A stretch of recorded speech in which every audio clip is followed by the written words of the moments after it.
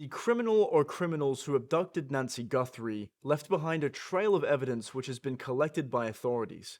Authorities which are using AI to utilize those datasets to further the investigation. Today, we are going to be talking to Morgan Wright, who's the CEO and founder for the National Center for Open and Unsolved Cases, who walks us through exactly how that is going down. Welcome to In the Know. I'm your host, Jackson Buhai. Let's get right into it. So, joining me today is Morgan Wright. He's the CEO and founder for the National Center of Open and Unsolved Cases. He is also the founder of the Crime Reconstructed podcast on YouTube and also on Substack. Morgan, thank you so much for joining me today. Jackson, hey, it's great to be back with you again. Of course. Now, we have officially crossed the 4-month mark since Nancy Guthrie was initially abducted.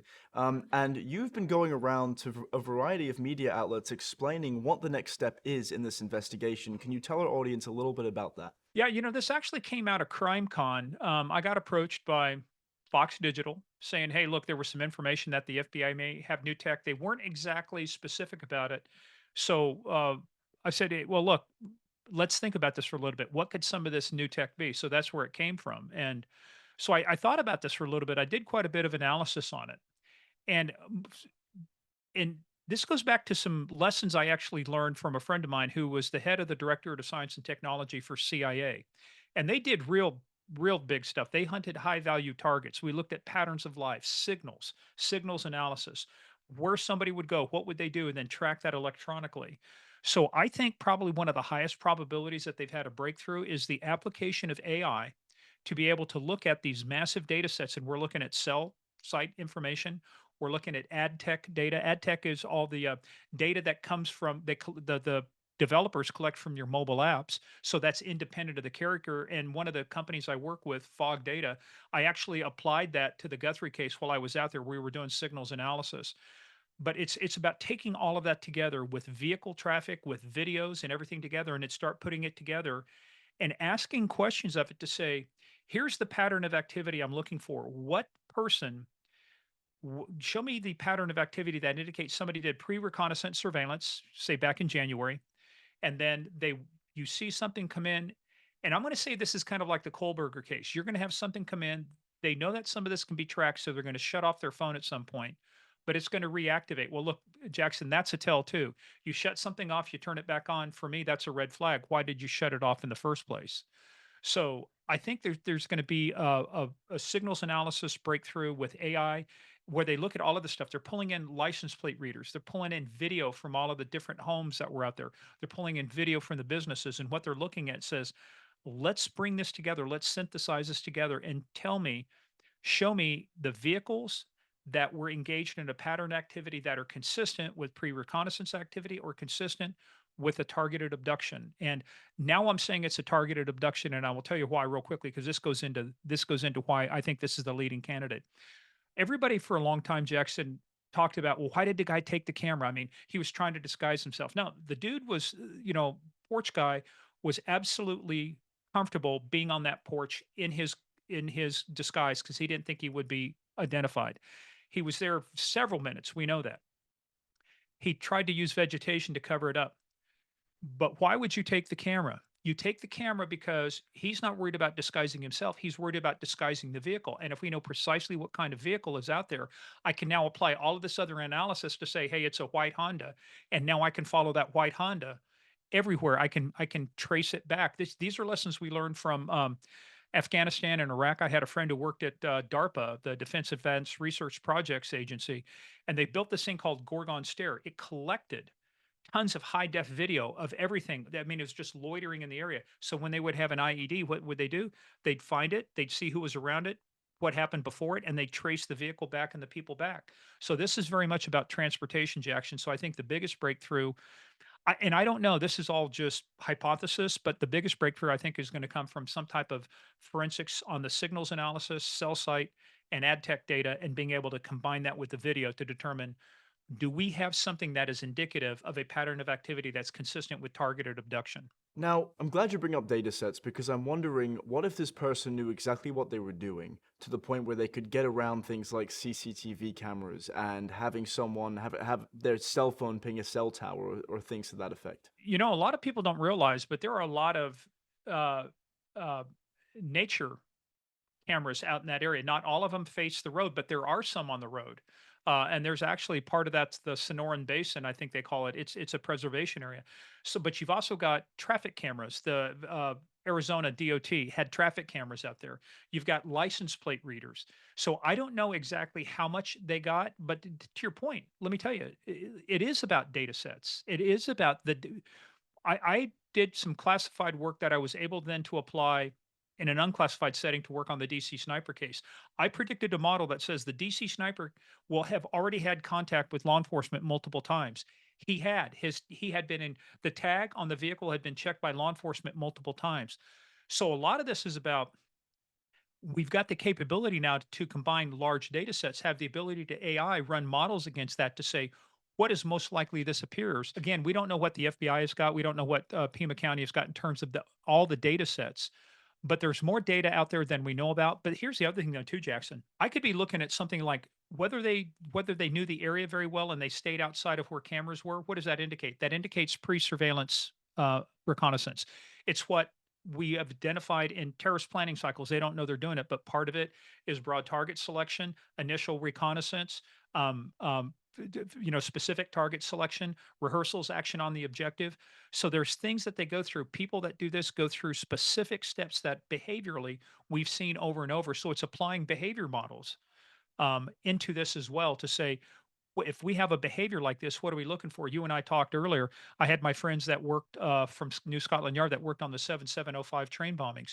When you go back and look at the four attackers, you know what they did a week before? They all got together with their backpacks. They met at the train station and they went their separate ways. They did exactly behaviorally what attackers do and things like this. So I think that's what we start looking for is we looking for what are behavioral things, find the data sets and start applying AI to them. Here's what AI will do. It's not that we couldn't do it if we did it on our own. It's that it can get to that solution 1,000 times faster than we can and create additional opportunities, additional leads. Because right now, one of the most precious resources we have is time. And as time marches on, some evidence will tend to disappear over time. And that includes recording over uh, uh, cloud recordings that you might have or anything like that. So time is the key thing here. AI accelerates our ability to get to critical information, critical evidence quicker, faster, sooner. AI, in the grand scheme of things, is fairly young. And so I'm wondering, in your experience, if you've ever seen a case where AI has been implemented to solve an open case. That's a good question. My work at the National Center for Open and Unsolved Cases, we're actually working on what we call version 2 of Holmes, Holmes 2.0, named after Sherlock Holmes, the world's first private consulting detective. We are intentionally applying AI to the investigation of criminal cases. I have these things called structured prompts. We've actually worked with the Texas Rangers. I've worked with the U.S. Marshals, but it's to take AI, take all this information and feed it into it, and based on publicly available information, create a structured prompt that allows me to look at. I can input cell site information, I can input ad tech data, I can input video. But on one of the cases, I can't see which one yet, but on one of the cases, the U.S. Marshals Top 15, I've been able to identify what are safe houses. We know because of pattern activity, they're at a place for 1 week, they move, they go to another house for a week, they move, they go to another house for a week. That's behavior indicative with safe house activity. So I think AI has been used in certain areas. One of the things we're working on too is to provide that training and the guidance to say, before the courts do it, Jackson, I will tell you, if we wait for the courts to decide how law enforcement can use AI, it's a losing proposition. So we have to get out in front of it. There's one thing about making AI safe and strong and good. That's like creating a safe car. But what we're talking about is the rules of the road. How do we teach the drivers? What do we teach them?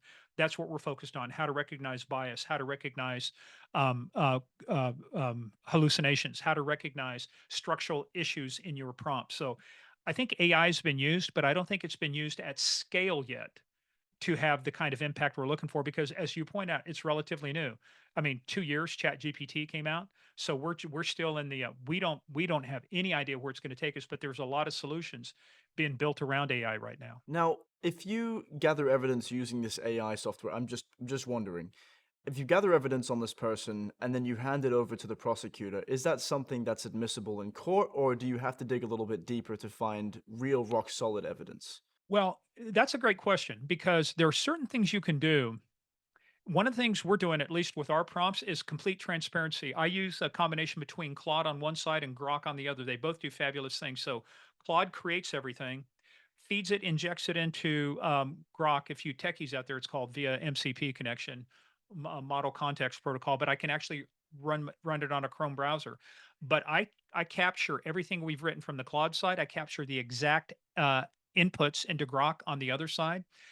And so as long as it doesn't make the decision for you, because that's the issue with some states, a lot of it's not that the AI is admissible, is that is your evidence admissible? Did you legally collect it? Right now, what you're talking about is in a sense though too, is if I did a reconstruction of something like we'll talk about in a minute, it's like the mask on the intruder.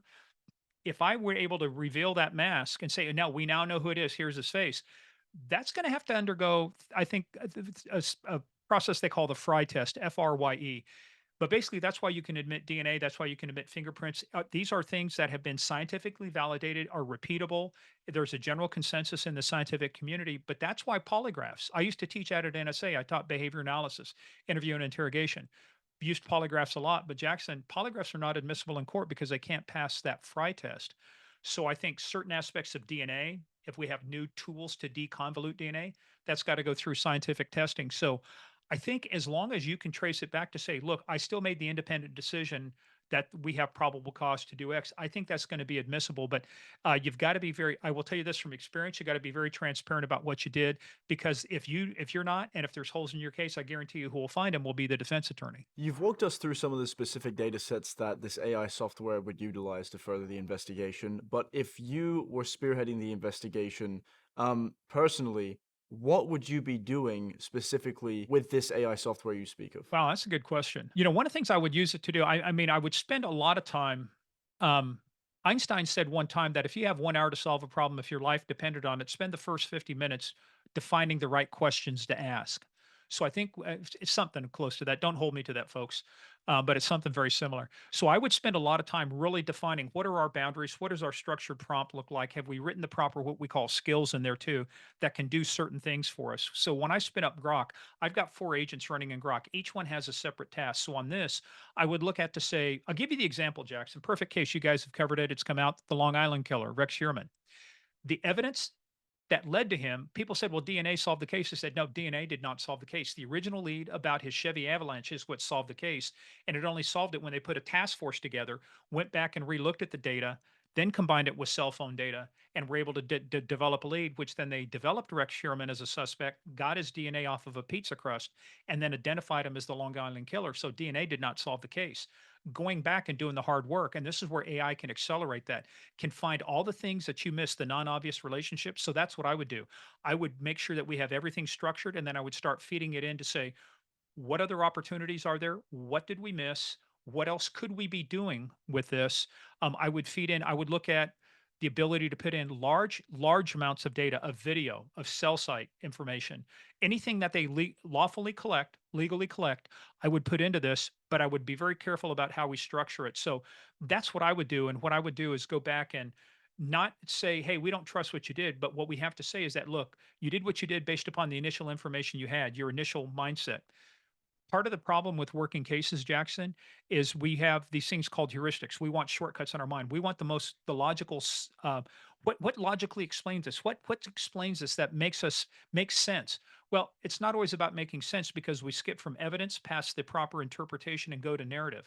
So AI can also help you eliminate some of your own bias in there and expose those things. So for me, I would line up everything. I would identify where's our gaps of knowledge. Do we have anything that can close those gaps? And I would take nothing for granted. I would say, we've already looked at that. I don't care if we've already looked at that. We're going to go back through and recheck everything. And then at the end, I want an output that says, what's known, what's knowable, what can we never know. I would, there are buckets of information that I would break it into, and then I would assign tasks to go fill those buckets. You can find Morgan Wright on the Crime Reconstructed YouTube channel and Substack. Mr. Wright, you've been absolutely amazing. Thanks so much for joining me today. Jackson, it was always great. And I appreciate it. It's always good to have these kind of conversations. So thank you.